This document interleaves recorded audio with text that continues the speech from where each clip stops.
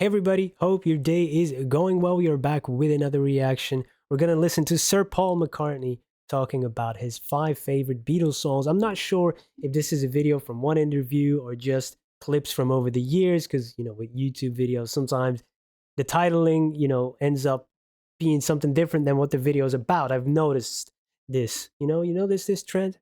This is at 80. Paul McCartney finally names his 5 favorite Beatles songs. Of course, by now he's already 83.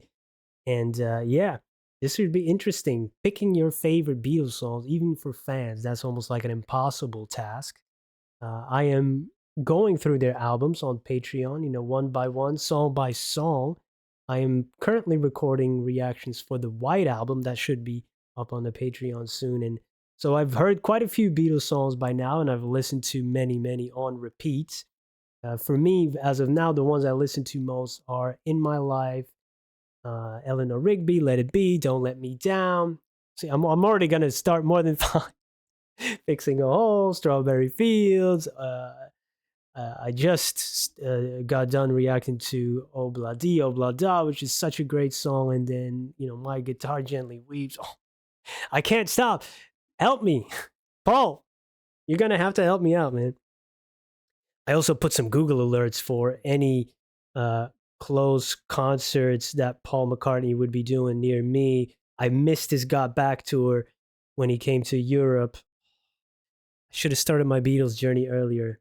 So yeah, hopefully. I see he's working on new music that should come out next year, I think. So yeah, maybe if there's a chance, I'm gonna go. Let's check it out. Out of, I think it's about 300 songs that John and I wrote together. That's a lot. We never had a dry session. He doesn't look back with regret. Yeah, I've heard him say He this. doesn't rank his memories. Paul McCartney simply remembers, and the world feels warmer. He doesn't rank his memories. Have any of you ranked your memories? I have never ranked my memories before. Maybe that's an idea. Think about some of my memories. Rank them. I don't do people rank their memories? Over 60 years, his I don't think melodies anybody have does carried that. hope. There are technical songwriters, clever songwriters, but none write straight to the heart. In Penny Lane there is a bar showing photographs of every head he's had the pleasure to know. None make sadness sound so beautiful. None turn simple words into forever. Penny Lane is a place in Liverpool that was kind of central when I was growing up because it is a bus depot. He was the melody maker, the eternal optimist. Let me standing here a long, long time. When the band turned experimental, he kept the songs human. When they grew apart, he held the harmony together.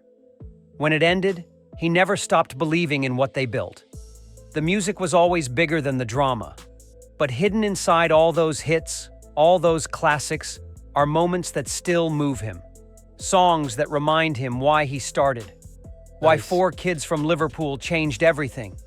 McCartney remembers which tracks felt like magic, which ones still make him proud after all these years. He's written thousands, touched millions of lives, but only 5 songs stayed closest to his heart. These are Paul McCartney's Beatles favorites, the ones that define not just the band, but the man. Songs that prove love really is all you need. The keeper of the... See, every time you name a few Beatles songs, then you hear some other people talking about other Beatles songs. Yeah, that's good too. All you need is love. Then I was thinking about Paul here, there, everywhere. Oh, absolutely beautiful. And I Love Her, one of my favorites of the earlier Beatles stuff. It's impossible. This is an impossible task. legacy has chosen. 5. Let It Be. Yeah. Some songs are messages. That's so good. This one was a prayer. Let It Be came to Paul in a dream about his mother. When I find myself in times of trouble, Mother Mary comes to me, speaking. Mary McCartney had died when he was just Beautiful. 14. But in that dream, she was there man, again. That's an And incredible so story. when someone who you've lost comes back to you in a dream, it's a miraculous moment, because you're with them. Telling him everything. That is true. I've seen him talk about this, maybe in other clips. Sometimes you get some overlap in these compilations. But yeah, he's right. I had friends pass away, and sometimes it does seem like, they come to visit you, and then you get that inklings. And I was talking to a friend of mine and in my dream, and he passed away. And he said, "Aren't you gone? Aren't you dead?" Basically, so yeah, it's weird, man. It's weird. Everything would be okay, that he should let things happen naturally. Paul woke up with the melody complete in his head. Man. The words followed like they were meant to be. What a He gift sat at the for piano and humanity. played what he remembered. It felt like his mother was still in the room, still giving him comfort when he needed it most, still being the mother he lost too young. So young. The song became the Beatles' final single. It was fitting, a message of peace during chaos. The band was falling apart around him, arguments every day, lawsuits and lawyers. But this song reminded everyone why they started, why music mattered more than money. Recording it was emotional for everyone. Paul's voice carried years of pain and healing. The gospel feeling came naturally. This wasn't just a pop song anymore. It was a hymn, a prayer set to music, something bigger than any one person. The piano melody was simple but perfect. Paul didn't try to show off or impress. He just let the emotion flow through his fingers. Oh, look at Neil Young. I wanted it to feel He's like a destroying mother's that hug, guitar. he said. Something warm and safe in a cold world. It A really reminder is. that love never really dies. Live performances always felt sacred. Audiences sang along like they were in church. Live performances. So this sounds like an AI generated voice, right? Live performances. That's like reading off text. Paul My could see computer. people crying in the front rows, not from sadness, but from recognition. Everyone had lost someone they loved. Everyone needed to hear those words. The song gave comfort to millions worldwide. It played at funerals and weddings, in hospitals and graduation ceremonies. Because Paul had turned his personal grief into universal hope, had shown that letting go doesn't mean giving up. Sometimes it means trusting that everything will work out. For Paul, Right. And letting go is such a difficult concept to grasp, like letting go of past trauma or resentment or guilt or shame. And I find letting it be, since I really started to get into the Beatles and, digest this song, is a much better approach maybe than letting go, or it may be a little bit easier because you can't really let go of the past because it's kind of like part of you. But letting it be and accepting for what it is maybe the better thing. So, I mean, that was profound wisdom come in his dream, and it's so powerful. It's amazing. Let It Be represents the power of faith, how personal pain can become shared healing, how the simplest messages cut the deepest. 4. Penny Lane Home isn't just a place. Sometimes it's a song. Penny Lane wasn't about showing off or being clever. In Penny Lane, there is a barber showing photographs of every head he's had the pleasure. It was about going back to where it all began, back to Liverpool streets and childhood memories, back to when the world was small and everything felt possible. Art kind of thing, those photos. So, that got the line, there's a barber showing photographs of every head he's had the pleasure to know. Paul painted his youth with melodies and made everyone else homesick too. The street was real. Paul walked it every day as a kid. He knew the barbershop, the bank, the bus stop. Every character in the song was someone he remembered. It's great The fireman storytelling. with the hourglass, the banker in his motor car. These weren't just lyrics, they were neighbors. People who shaped his world before fame changed everything forever. Recording it felt like building a time machine. Paul wanted every instrument to tell part of the story. The trumpet solo wasn't just decoration, it was the sound of happiness. The harmonies weren't just pretty, they were brotherhood. Every detail mattered because this was his childhood on vinyl. His gift to anyone who ever missed being young. The song became more than nostalgia. It became an escape. Radio listeners could visit Penny Lane without ever going to Liverpool. They could feel that warmth, that safety of knowing everyone's name. Paul had created a place where summers lasted forever, where nothing bad ever happened and friends never moved away. Live performances always made Paul smile. He could see audiences dreaming of their own Penny Lanes, their own special Yeah. places that time couldn't touch. That's exactly what happens when you listen to these songs and you think about your own Penny Lane or a place and a time that's kind of special to you and it's frozen in your memory and you're trying to hold on to it as much as you can because memories fade and they start to change over time and you forget about certain details and things. But we have those places and times in our minds like a Penny Lane and you can see, you know, not a barber shop maybe, but something different, right? And we all have those, and that's kind of what it represents. We relate our own experience to Paul's experience, which is nice. You know, we're connected in that way through Penny Lane. The song connected him to fans across generations because everyone had somewhere they wanted to go back to, somewhere that felt like home. For Paul, Penny Lane proves that the smallest details create the biggest emotions, that growing up doesn't mean forgetting where you came from, that sometimes the best way forward is looking back with love instead of regret. 3. Yesterday, dreams don't usually come with melodies. This one did. Paul woke up one morning with a complete song in his head. Every note was there, every word felt right. He rushed to the piano, afraid it might disappear. What came out was, yesterday. Yesterday, all my troubles seem so far. The most honest thing he'd ever written. Fantastic song. A song so personal it scared him to share it. At first, he thought he'd stolen it from someone else. The melody was too perfect, too complete. He played it for friends, asking if they'd heard it before. Did he really? Okay. Nobody had, but everyone felt like they should have.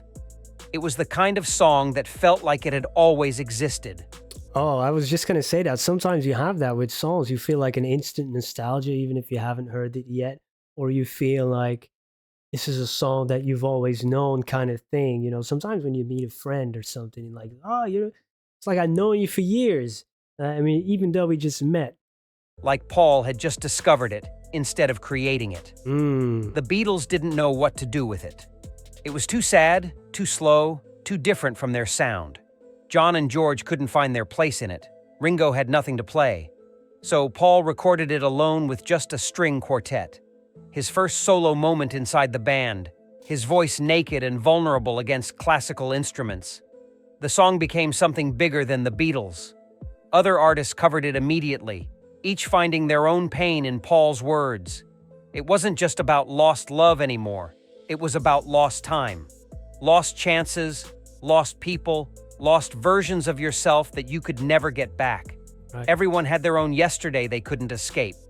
Paul still plays it differently every time, sometimes quiet and broken, sometimes strong and accepting. The melody never changes, but the emotion always does. Because yesterday isn't just one song, it's every regret anyone has ever carried, every moment they wish they could relive or undo. For Paul, yesterday proves that vulnerability creates connection, that the songs that scare you most to share are usually the ones people need most to hear. That is 2. true. A Day in the Life. Oh, Four yeah, that's minds became one, insane piece and of the music. result changed music forever. A crowd of people stood and stared.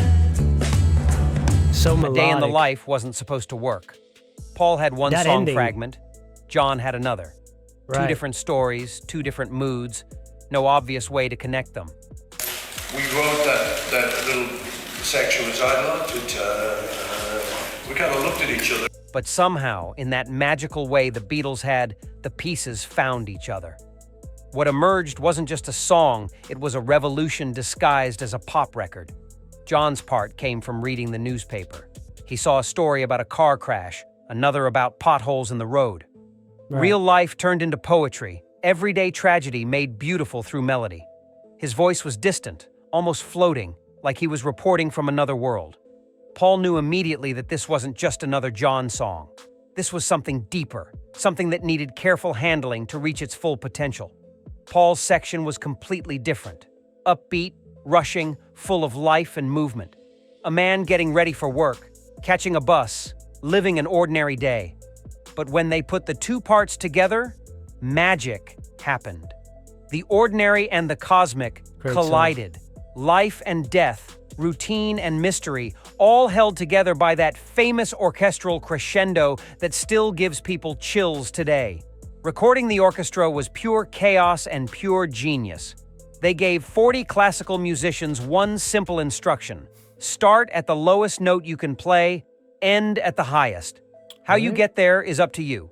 The result was Really? unlike anything anyone had ever heard before. That's cool. Not quite classical, not quite rock, something entirely new that belonged only to the Creative, Beatles. man. The song proved they weren't just a pop band anymore. They were artists, experimenters, dreamers who could take risks and make them pay off. Radio stations didn't know what to do with it. Critics called it pretentious, then called it Really? genius. But Paul knew they'd created something Retroactively, right? special. Something that showed what four friends could accomplish when they trusted each other completely.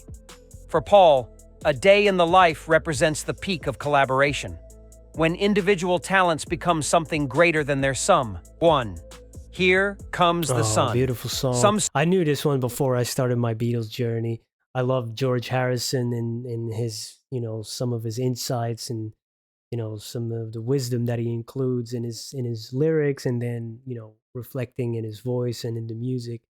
And that really, before, long time ago, this was my alarm clock, the song that played when I woke up. But I haven't used an alarm clock in many years, except for the internal alarm clock. But it used to be Here Comes the Sun. Great way to start the day, no? Songs chase away darkness. This one brought back the light. Here Comes the Sun wasn't even Paul's song, but it became his favorite Beatles track. George Harrison wrote it during a break from business meetings and band tensions. Here comes the sun. Here comes the sun. He sat in Eric Clapton's garden with an Fantastic acoustic song. guitar, feeling the first warm day of spring. What came out was pure joy, and Paul heard it immediately. But you can't help thinking, boy, we could really develop this one. Unfortunately, I now have to just do it my way. This was what the Beatles were supposed to sound like when everything else felt complicated. George had always been the quiet one, the spiritual seeker, the one who found peace in simple things. This song captured all of that in 3 minutes. The lyrics were almost childlike in their happiness, but that's what made them perfect. After years of complex arrangements and heavy themes, here was something that just celebrated being alive. Paul knew instantly that this was George's masterpiece, and he was proud to be part of making it real. That is a masterpiece, but My Guitar Gently Weeps. I mean, damn. I can't even pick between those two. The one is a little bit more sorrowful and the other one is joyful, right? So it's amazing how that comes from the same artist, really. It's amazing. Recording it felt like therapy for the whole band. The tensions melted away as they worked on the harmonies. Paul's bass lines danced around George's guitar like old friends reuniting. The Moog synthesizer added colors nobody had heard before, but it never overpowered the song's gentle heart. Everyone in the studio could feel that they were capturing something special, something that would outlast all their arguments and legal problems. The song became everyone's comfort blanket. Radio stations played it on difficult days. Wedding DJs used it for mourning ceremonies. Cancer patients requested it in hospitals. Paul watched it heal people in ways he That's never amazing. expected. George had written something that transcended music and became medicine. A reminder that no matter how dark things got, spring always returned eventually. Paul still gets emotional when he plays it live. Not because it's sad, but because it's so purely hopeful. In a catalog full of love songs and revolution anthems, this simple celebration of sunshine stands out. It reminds him why they started making music in the first place. Not to be famous or rich, but to make people feel better about being human. For Paul, Here Comes the Sun represents friendship, optimism, and the power of believing tomorrow will be brighter than today. For Paul, a song isn't great until it makes people smile. These 5 represent his heart: faith, home, honesty, collaboration, and hope. The optimist who turned pain into healing, memories into magic. Together, they show why the Beatles still matter 50 years later. Which Beatles song brings you the most joy? Share your favorite in the comments and subscribe for more musical legends. So hard, but Here Comes the Sun definitely brings a lot of joy to me. Hey Jude even brings joy. It's healing as well, even though it's more emotional. Let It Be, same thing. And then you have other just, fun songs that bring you joy just because they're fun and they put a lot of humor in some of their, some of their songs, especially John. He's hilarious. And yeah, there's a Beatles song for everyone, huh? That's what they say. All right. Thank you for joining me today. Well, I don't know if you have a top 5 Beatles song. I don't even want to put you on the spot. It's just too difficult because you would have to almost edit that comment every day depending on your mood. But yeah, awesome. Thank you for being here. Hope you have a great day. Goodbye.